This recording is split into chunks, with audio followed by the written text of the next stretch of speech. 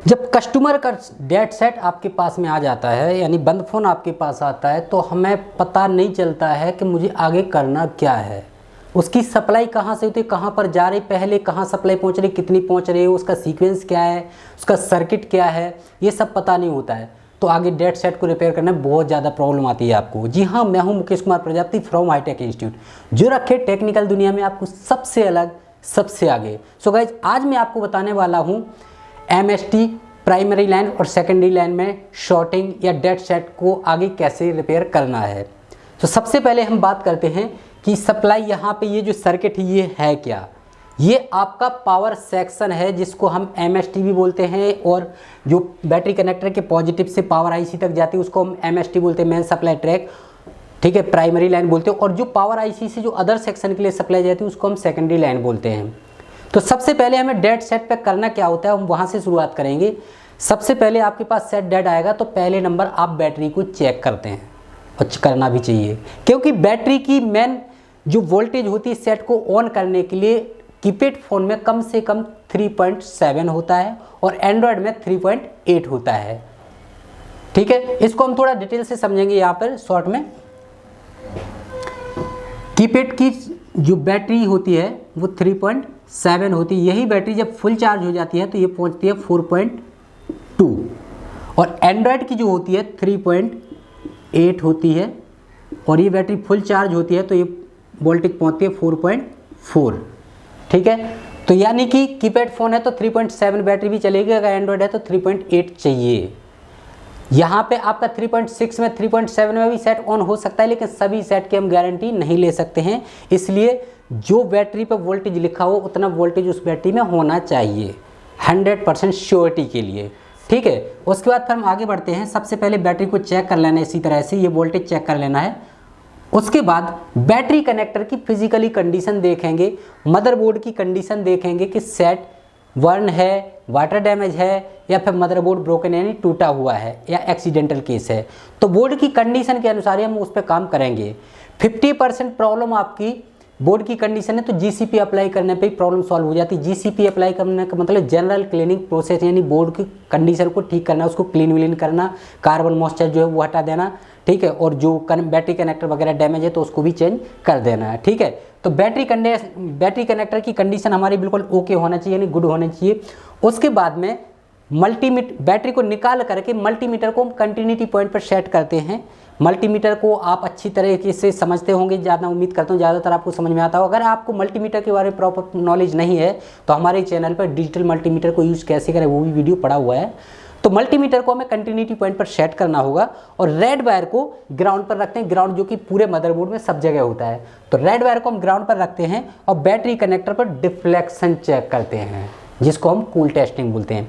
Deflection में हम 4 condition का पता करते हैं। एक ओके कंडीशन होती है और 3 फॉल्टी कंडीशन होती है। उन फॉल्टी कंडीशन में ओपन लीकेज शॉर्टिंग कंडीशन होती है। ठीक है, तो यहाँ पर हम बैटरी कनेक्टर पर डिफ्लेक्शन चेक करेंगे। तो रेड वायर को हमने ग्राउंड पर रखा, ब्लैक वायर से हम चेक करेंगे तो जो नेगेटिव होगा वो ग्राउंड से बीप साउंड देता है।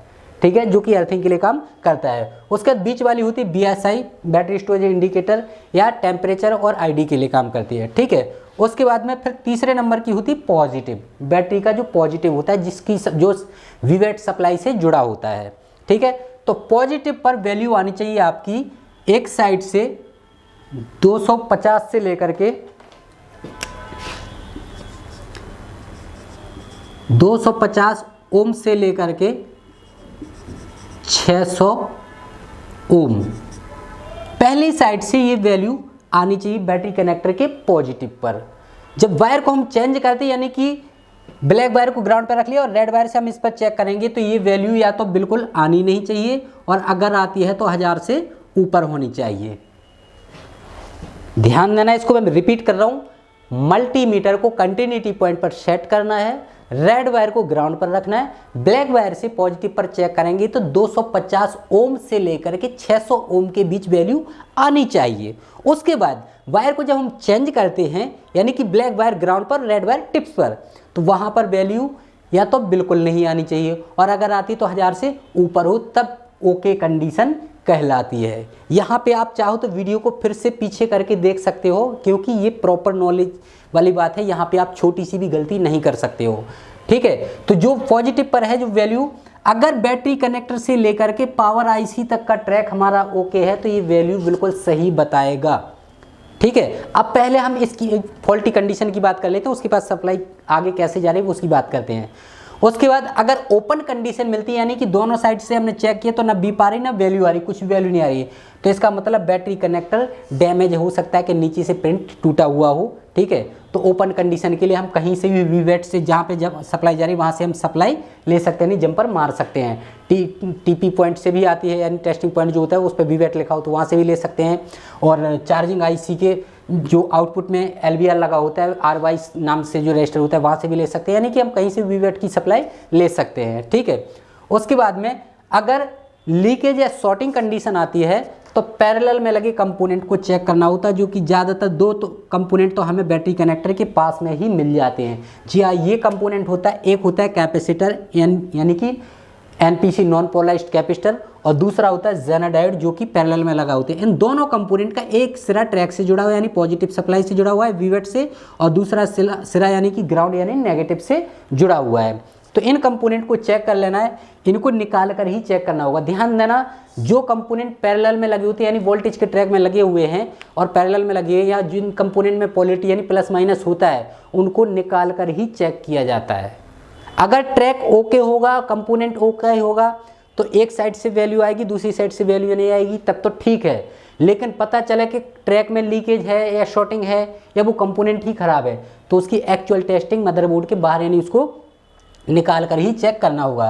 तो हमें सबसे पहले शॉर्टिंग या लीकेज कंडीशन पे इन दोनों कंपोनेंट को एक एक करके निकाल कर चेक कर लेना है।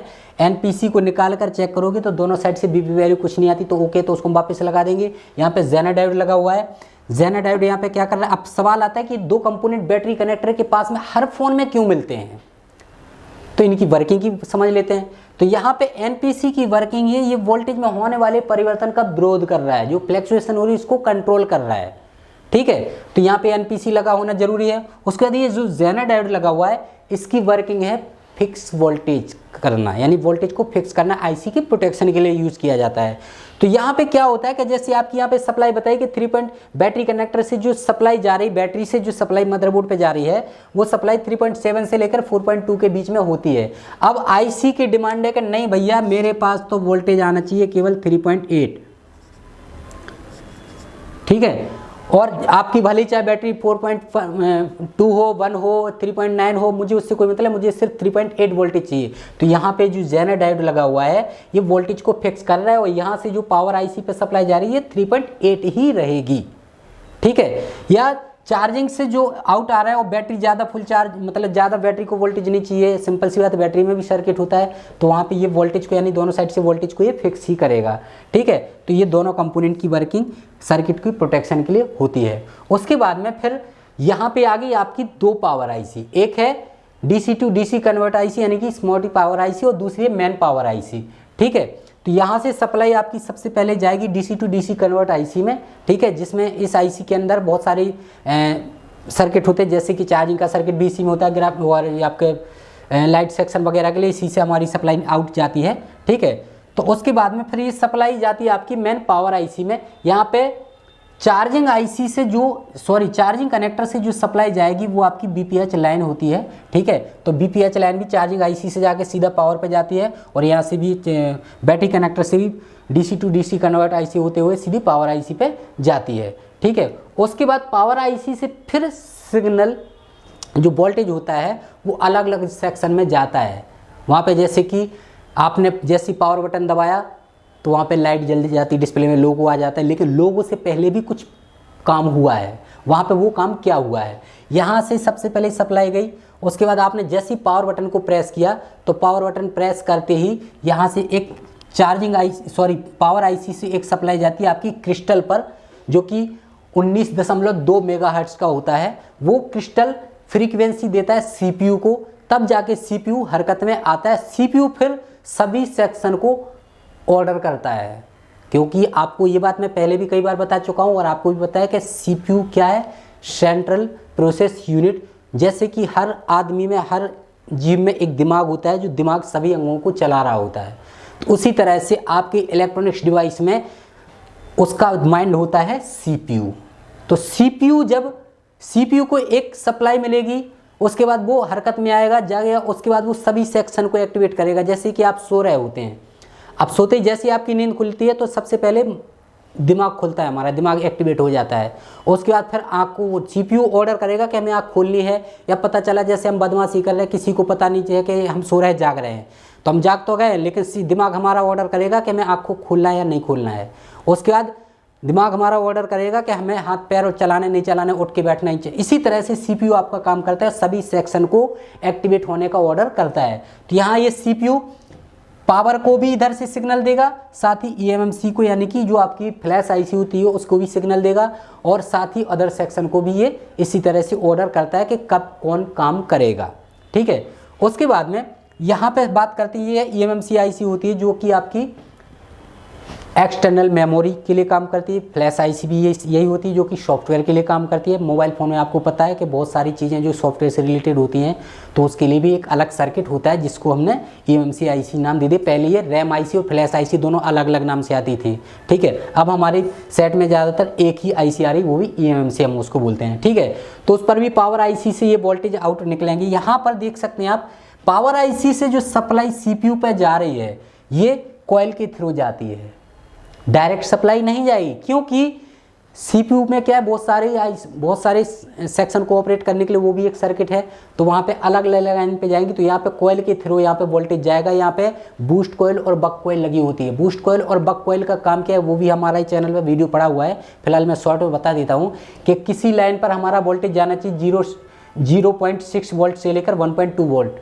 ठीक है, तो और किसी पे होना चाहिए हमारा 0.6 to 1.2 इस तरह से, और उसकी किसी पे होना चाहिए 2.05 वोल्ट, किसी पे होना चाहिए 1.3 वोल्ट। इस तरह से ये मतलब अलग अलग सप्लाई जाती हैं ये कॉइल के थ्रू। तो हमें इन कॉइल पर ये वोल्टेज चेक कर लेने कि ये वोल्टेज प्रॉपर आ रहा है या नहीं आ रहा है। ठीक है, इसी तरह से यहाँ पे पावर के लिए भी यहाँ पे सिंपल सी बात है, आरटीसी लगा होता है, तो यहाँ पर भी हमारी वोल्टेज कितनी 2.8 वोल्टेज बननी चाहिए।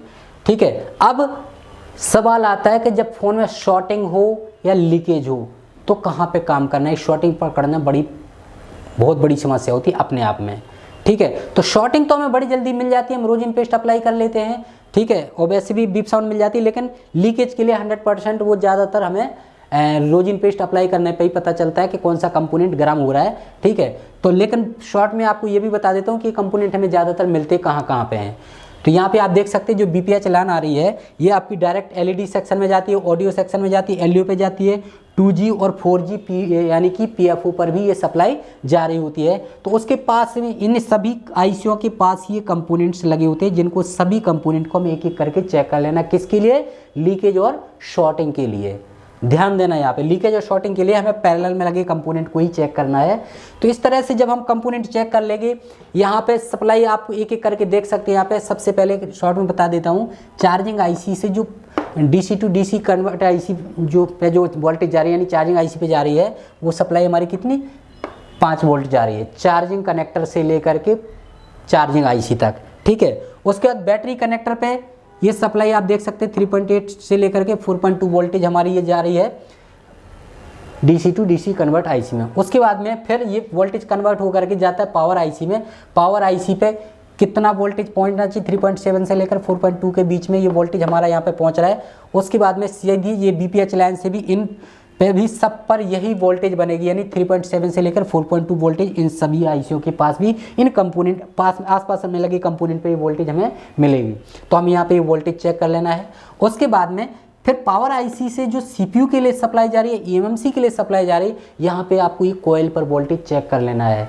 तो यहाँ पर अगर ये प्रॉपर वोल्टेज नहीं मिलेगा तो हो सकता है कोई कंपोनेंट खराब हो। हर कंपोनेंट को कैसे चेक करना है, यहाँ पे आपको कंपोनेंट को बेसिक के अनुसार चेक करना है, जो हर कंपोनेंट का अलग अलग वीडियो हमने बनाया हुआ है और हमारे चैनल पे पड़ा हुआ है। Register, capacitor, coil, diode, transistor, transformer, crystal, सभी के वीडियो अलग अलग पड़े हो तो आप हमारे हर एक वीडियो पे अलग अलग जा करके उसके कंपोनेंट की पहचान टेस्टिंग कर सकते हैं। यानी कि आपको इस सर्किट को समझने के लिए आपको इधर उधर कहीं भटकने की ज़रूरत नहीं है। आप हमारे चैनल पे हर वीडियो को अलग अलग देख लीजिए, सभी की पहचान। जैसे यहाँ पे ये कॉइल लगी हुई है, इसकी टेस्टिंग क्या है, कितने प्रकार की होती है, ये कौन सा कैपेसिटर लगा हुआ है, कैपेसिटर कितने प्रकार के होते हैं, उसकी टेस्टिंग पहचान वर्किंग कैसी है, डायोड, यानी कि जितना भी कंपोनेंट्स लगे हुए हैं सभी कंपोनेंट के अलग अलग वीडियो पड़े हो, तो इन कंपोनेंट को पहले एक एक करके अच्छी तरह से एक बार नहीं बल्कि दो दो तीन तीन बार देख लीजिए, समझ लीजिए उसकी पहचान, working, testing, circuit symbol, denoting letter और मेजरिंग यूनिट। ठीक है, जब अच्छी तरह से आप उन कंपोनेंट्स के बारे में जान लोगे तो यहाँ पे आपको ये सप्लाई चेक करने में दिक्कत नहीं आएगी। सप्लाई चेक कैसे करते हैं, मल्टीमीटर को 20 वोल्ट पर सेट करते हैं, ब्लैक वायर को ग्राउंड पर रखते हैं और रेड वायर से हम ये वोल्टेज चेक करते हैं कि किस कंपोनेंट पर कितना वोल्टेज आना चाहिए, वो वोल्टेज हमें प्रॉपर मिल रहा है या नहीं मिल रहा है। यहाँ पे ध्यान देना, ये सारे वोल्टेज आपको सेट के, यानी कि जो प्राइमरी लाइन का वोल्टेज है ये तो ऑफ में भी हमें मिल जाएगा। ध्यान देना, बैटरी कनेक्टर से लेकर के पावर आईसी तक जो सप्लाई जा रही है 3.7 से लेकर 4.2 वो तो हमें ऑफ में भी मिल जाएगी, लेकिन आउटपुट जो वोल्टेज जा रहा है वो सेट को ऑन करने के बाद ही मिलेगी। तो यहाँ पे आपको डीसी मशीन का सहारा लेना पड़ेगा या बैटरी लगानी पड़ेगी। बैटरी लगा करके जब हम सेट को ऑन करेंगे तब हमें ये वोल्टेज चेक करना है। तो इस तरह से जब हम सेट पर रिपेयरिंग करेंगे, काम करेंगे, एक एक चीज़ को समझेंगे, प्रॉपर तरीके से जानेंगे, तभी हम डेड सेट को ऑन कर सकते हैं। तो अब आगे बढ़ते हैं हम। तो यहाँ पे हमने सभी कंपोनेंट को एक एक करके चेक कर लिया। अब सिंपल सी बात है, यहाँ पे हमारा ये ट्रैक ओके है, चार्जिंग का सेक्शन हमारा ओके, बैटरी कनेक्टर से पावर आईसी तक जो सप्लाई जानी चाहिए वो हमारी सप्लाई ओके है। यहाँ पे अगर आउटपुट वोल्टेज यहाँ पे नहीं बन रही है तो हमें फिर स्मॉटी पावर आईसी को एचआरसी करना पड़ेगा। ठीक है, उसके बाद में पावर आईसी से जो आगे सप्लाई नहीं जा रही, यानी पावर तक आ रही लेकिन पावर से आगे नहीं सप्लाई जा रही है, इन कॉइल पर वोल्टेज चेक करेंगे। अगर ये वोल्टेज नहीं मिलती है तो पावर आईसी को एचआरसी करना पड़ेगा। उसके बाद भी सेट ऑन नहीं होता है तो हमें सीपीयू पर, एएमसी पे काम करना होता है। अब सवाल आता है कि हम सबसे पहले किस आईसी पर काम करें, कुछ शॉर्ट तरीका भी बता दीजिए जिससे हम डायरेक्ट हम उसी आईसी पर काम करें। तो भैया यहाँ पे शॉर्ट में तो आपको इतना ही बता सकता हूँ कि डीसी पावर सप्लाई मशीन जो होती है उसको आपको समझना बहुत ज़रूरी है। जी हाँ, डीसी पावर सप्लाई मशीन हमें बताती है कि प्रॉब्लम किस आईसी से है। इसका हम आपको प्रॉपर नेक्स्ट टाइम हम यही वीडियो आपको देने वाले हैं। फिलहाल इसके लिए आपको वेट करना होगा। शॉर्ट में इतना ही बता देता हूं कि जैसे हम बैटरी कनेक्टर निकाल करके डीसी पावर सप्लाई मशीन से सेट को कनेक्ट करते हैं तो वो कितना लोड ले रहे हैं, कितना वोल्टेज देते हैं, जैसे 4.2 वोल्टेज सेट करते हैं, 3 एम्पियर हम सप्लाई देते हैं तो वहाँ पे उसकी रीडिंग बता देती है कि कितनी रीडिंग से कितनी आनी चाहिए। तो पावर आईसी से प्रॉब्लम कितनी से कितनी आती है, तो सीपीयू कितनी से कितनी आती है, तो ईएमसी से है। तो ये भी आपको वीडियो आगे मिलने वाला है। फिलहाल इस वीडियो को अच्छे से समझ लीजिए और उसके बाद फिर जो आपको काम बताया इतना काम आप कर लेंगे तो आगे आपको परेशान नहीं होना पड़ेगा। हमारा वीडियो आपको कैसा लगा, अगर अच्छा लगा है तो हमारे वीडियो पर, हमारे चैनल को सब्सक्राइब भी करें और वीडियो पर आकर कमेंट भी करें और लाइक भी करें। और आपको कोई भी डाउट होता है, कोई भी क्वेश्चन आंसर होता है, आपका क्वेश्चन करना है, आपको जो आंसर आप चाहते हैं जिसका, तो हमें कमेंट में भी लिख सकते हैं। हम खुद भी चैनल पर एक्टिव रहते हैं, वहाँ पर आपके हर एक कंपोनेंट का रिप्लाई देते हैं।